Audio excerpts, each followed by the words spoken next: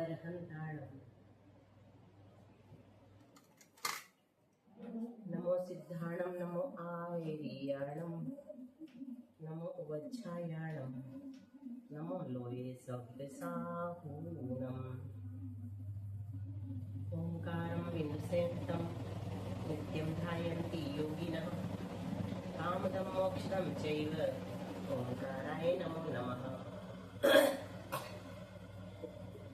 अविरल शब्द धनुका प्रक्षालित सकल भूतल मलकलंका मुनि विरूपार्चित तीर्था सरस्वती हरसुनो दुरिता अज्ञानतिमिरान्धानां ज्ञानाञ्जनशलाकया चक्षुरुन्मीलितं येन तस्मै श्रीगुरवे नमः। श्रीपरमगुरवे नमः। परम्पराचार्य गुरवे नमः।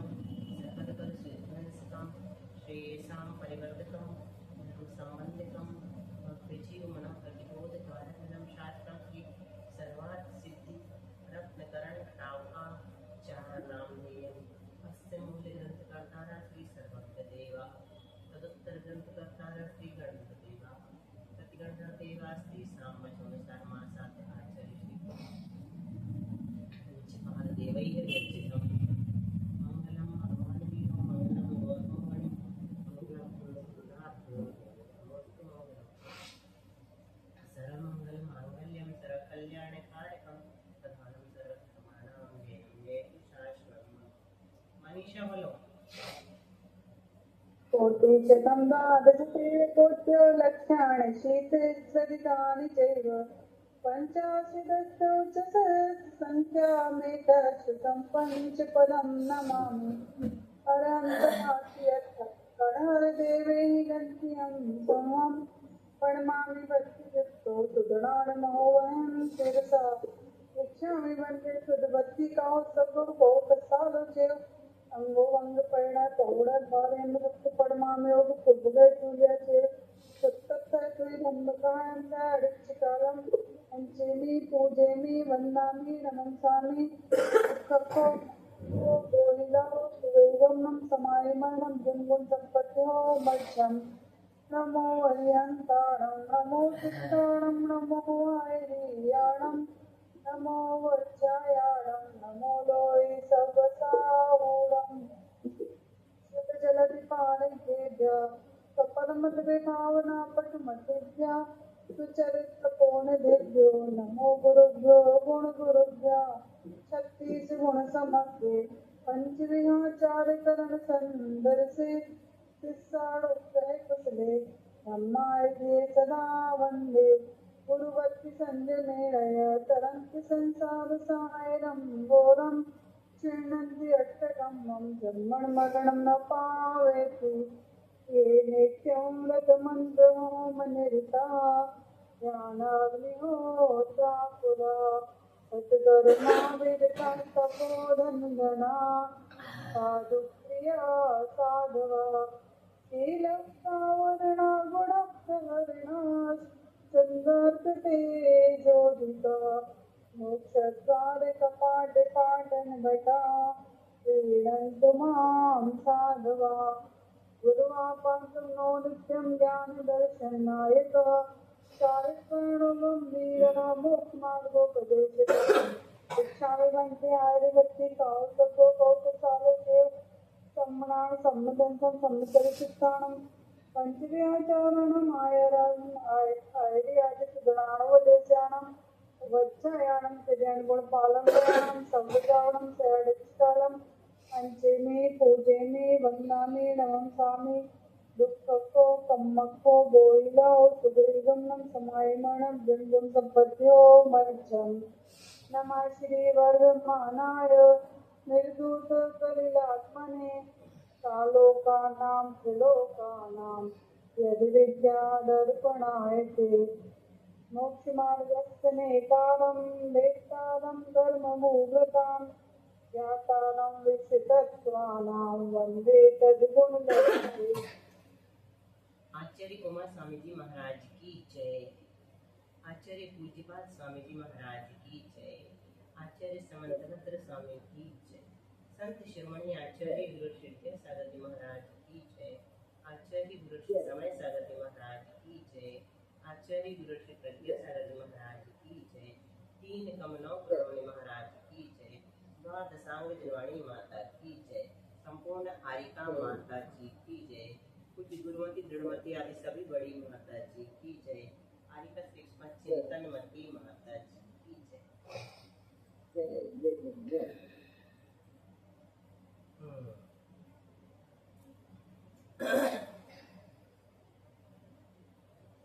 रत्नकरण श्रावकाचार में हम लोगों का 5वां अधिकार शुरू हो गया है।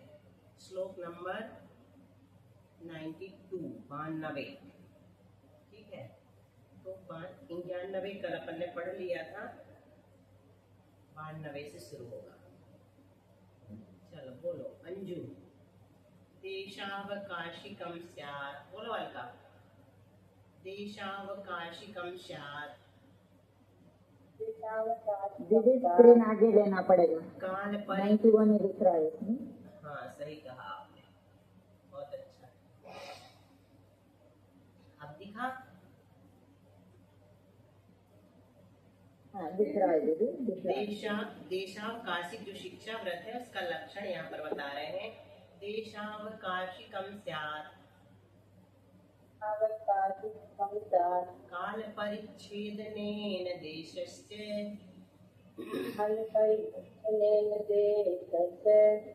प्रत्यहमणुव्रतानां प्रतिसंहारो विशालस्य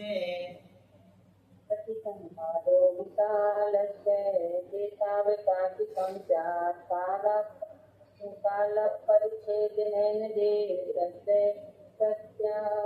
प्रत्यहमणुव्रतानां प्रतिसंहारो विशालस्य। बोलो संजय भैया। हाँ दीदी। देशावकाशिकं स्यात्, कालपरिच्छेदेन देशस्य प्रत्यहमणुव्रतानां प्रतिसंहारो विशालस्य। देशावकाशिकं स्यात्, कालपरिच्छेदनेन देशस्य प्रत्यहमणुव्रतानां प्रतिसंहारो विशालस्य। हाँ रीना, तुम्हारा नंबर संजय भैया के बाद है। हम नाम नहीं भी बोले तो पढ़ना है। सरोज भाभी को तब तक हम अनम्यूट करने बोल रहे थे तो उन्होंने कर लिया। ठीक है, बोलो भाभी।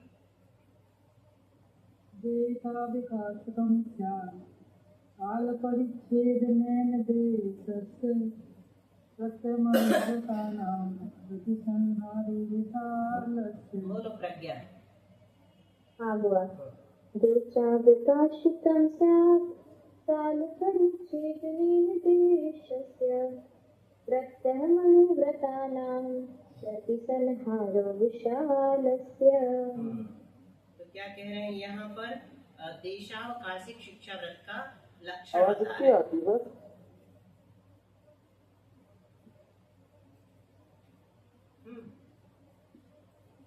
देशावकाशिक शिक्षा व्रत का लक्षण बता रहे हैं। तो अणुव्रता नाम, यहाँ से शुरू करें हम। अणुव्रता नाम यानी जो अणुव्रती हैं उनका देशावकाशिक व्रत कैसा है? अणुव्रता नाम ना, अणुव्रती जीवों का। विशालस्य देशस्य, विशालस्य देशस्य मतलब लंबे चौड़े क्षेत्र में। दिग्व्रत में क्या की थी? लंबे चौड़े क्षेत्र की मर्यादा ली थी कि हम भारत से बाहर नहीं जाएंगे, है ना, या कश्मीर कन्याकुमारी से बाहर नहीं जाएंगे, चारों दिशाओं में इस तरह से दूर दूर तक की मर्यादा ली थी। उसको क्या कहते हैं? विशालस्य देशस्य, विशाल क्षेत्र की, लंबे चौड़े क्षेत्र की। दिग्व्रत में की हुई लंबी चौड़ी क्षेत्र की मर्यादा था। दिग्व्रत में की हुई देशावकाशिक, है ना। दिग्व्रत कौन सा था अपना? किस नाम का था? दिग्व्रत के भेद बताओ, किसी को याद है? दिग्व्रत के नहीं, 3 गुण व्रत के। दिग्व्रत का एक ही भेद है ना दीदी, दिग्व्रत ही है। हाँ वो हम गलत पूछ रहे। 3 गुण व्रत के नाम बताओ विजय जी। दिग्व्रत दंडव्रत और दिग्व्रत दंडव्रतम भोग परिमाण। इनको याद करना है। क्यों? क्योंकि इसमें अंतर लेकर के व्याख्यान किया है। दिग्व्रत, अनाथ दंडव्रत और भोग परिमाण व्रत। तो जो दिग्व्रत, जो हमने 3 गुण व्रत के अंतर्गत एक दिग्व्रत पढ़ा था पहले नंबर का, उसमें लंबी चौड़ी मर्यादा की थी, है ना। दिग्व्रत में की हुई, वहीं से लाना दिग्व्रत को। ठीक है, कहाँ से लाएंगे? दिग्व्रत 5 अणुव्रत पढ़ लिया हमने, 3 गुणव्रत पढ़ लिया। तो 3 गुणव्रत में जो पहला दिग्व्रत नाम का व्रत है, पहला दिग्व्रत नाम का गुणव्रत है, उसमें हमने जो लंबी चौड़ी मर्यादा की थी, विशालस्य, लंबी चौड़ी, दिग्व्रत में की हुई लंबी चौड़ी देशस्य यानी क्षेत्र की मर्यादा यानी काल परिच्छेद, काल का परिच्छेद, इसको क्या कहते हैं? मर्यादा। देशस्य क्षेत्र की मर्यादा का काल के विभाग से। अब यहाँ पर परिच्छेद यानी विभाग से, 1 मिनट रुको, थोड़ा सा इसको फिर से सेट करो, अनुवृत्ति लगा लेते हैं अपन। विशालस्य देशस्य काल परिच्छेदनेन, काल परिच्छेदनेन प्रत्यहम, ऐसे में ज्यादा समझ में आएगा तो ऐसे में गलत चल रहा है। प्रतिसंहारः अणुव्रतानाम, इसके बाद अणुव्रतानाम देशावकाशिकम स्यात्, पूरे शब्द हो गए ना? कहाँ से चले अपन? विशालस्य देशस्य, दिग्व्रत में की हुई ऊपर से ले लेंगे, है ना? दिग्व्रत में ही देशावकाशिक व्रत होता है, इसलिए दिग्व्रत में की हुई मर्यादा ऊपर से ले लेंगे। तो विशालस्य देशस्य, विशालस्य देशस्य काल परिच्छेदनेन प्रत्यहम, काल परिच्छेदनेन प्रत्यहम प्रतिसंहारः अणुव्रतानां देशावकाशिकम स्यात्। आ गया अनुव्रत, अन्वय समझ में आ गया? उषा, शालिनी, तो में से कोई बोलो।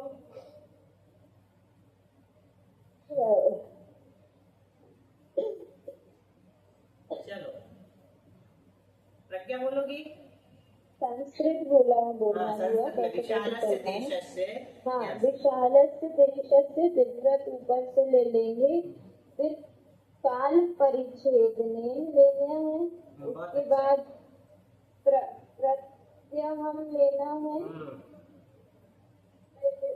प्रत्यय मतलब रोज, प्रतिसंहार देशावकाशिक स्यात्, अणुव्रतानां देशावकाशिकम स्यात्। ठीक है, अब समझ में आएगा, क्योंकि हम भी थोड़ा सा गोल कर रहे थे कि इसमें अलग अलग शब्द लिए है ना, ऊपर नीचे ऊपर नीचे। तो विशालस्य देशस्य का अपन ने क्या लिया? दिग्व्रत में की हुई, विशालस्य देशस्य लंबी चौड़ी, देशस्य यानी क्षेत्र की मर्यादा का, दिग्व्रत में की हुई ऊपर से ले लिया, अनुवृत्ति कर ली, फिर अन्वयार्थ निकाल रहे हैं। दिग्व्रत में की हुई लंबी चौड़ी, विशाल मतलब बहुत बड़ी, है ना, लंबी चौड़ी, देशस्य यानी क्षेत्र की मर्यादा का काल परिच्छेदनेन, काल के विभाग से। काल का विभाग अगले श्लोक में स्वयं आचार्य बताने वाले हैं, इसलिए अभी इतना समझो। काल का विभाग मतलब जैसे अपन ने पढ़ा था ना, दिन, माह, महीना, वर्ष आदि, अयन आदि, उसको ही काल का परिच्छेद यानी विभाग कहलाता है। ठीक है, काल के विभाग से प्रत्यहम, फिर रोज रोज, अहम यानी दिन, अहर्निश बोलते ना अपन, और प्रति अहम यानी प्रतिदिन यानी रोज रोज, प्रतिसंहार यानी त्याग करना।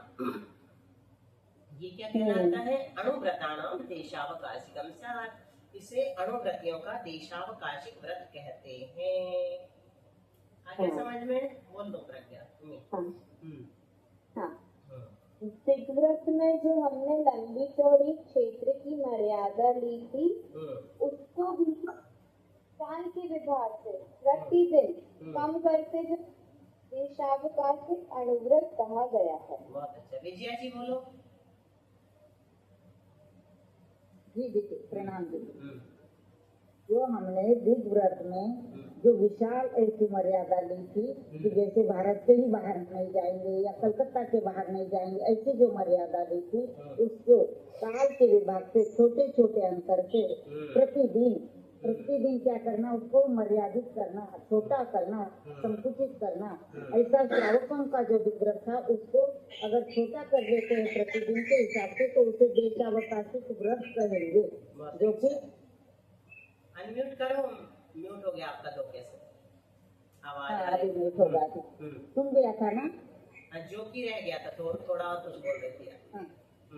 जैसे हम कम करते हैं, उसे दिग्व्रत में जो बड़ी मर्यादा ली थी उसे संकुचित कर देते हैं, तो वो श्रावकों का देशावकाशिक व्रत कहलाता है, जो कि शिक्षा व्रत का एक विभाग है, शिक्षा व्रत का एक भाग है।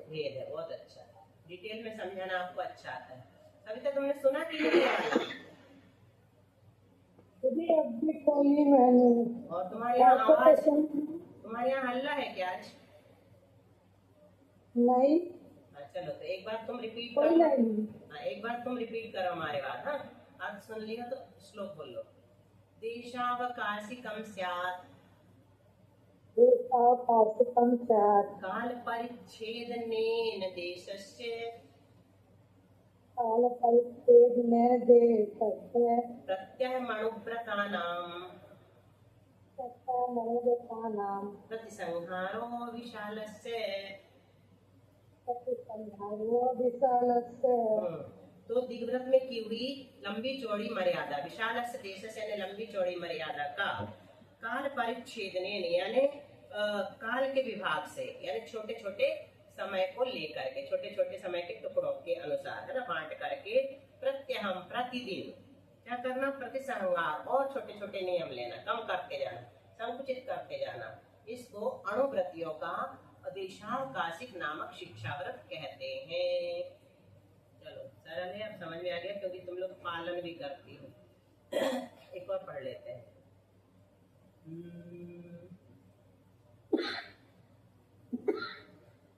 उषा, फिर उसके बाद शालिनी। उषा का नहीं हो तो शालिनी बोलो।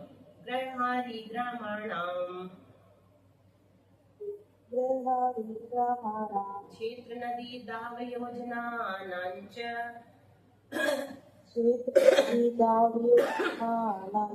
देशावकाशिकस्य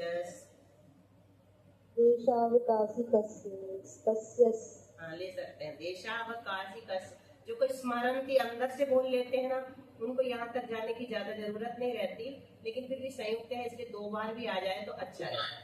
देशावकाशिकस्य स्मरन्ति सीम्नां तपोवृद्धा। पूरा बोल लो एक बार।